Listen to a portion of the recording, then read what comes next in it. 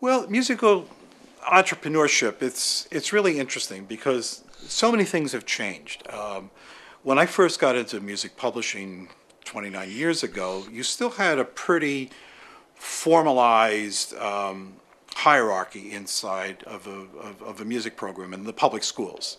You know, you still had the music director, several assistants, a fairly large staff, and people were in set positions, and it was a top-down management style.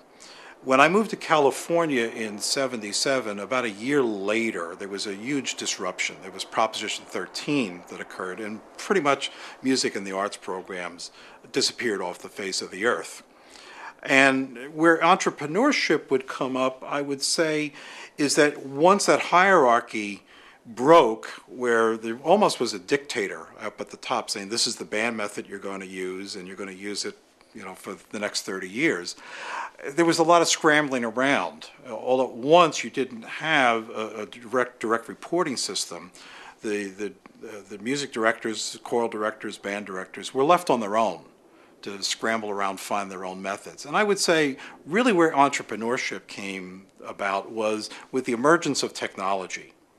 You know, and as technology became more part of the way kids communicate, younger directors realized that, hey, I've got to find a way to incorporate technology into the music program. And of course, some of the old timers didn't want anything to do with that. And so you see a lot of the entrepreneurship with technology, with how do I obtain the equipment, how do I get it working within the program, how do I work the system so that I can have the time blocks for these kids, how do I write the curriculum, how do I obtain money for the equipment. And so you see an awful lot of that today. I'm actually very involved with helping a lot of school districts and directors obtain grants for technology and look for alternate sources of funding in that area. So I would say entrepreneurship is very much alive today in education. You don't have that regimen of this is the way you're going to teach it and there's no ands, ifs, or buts.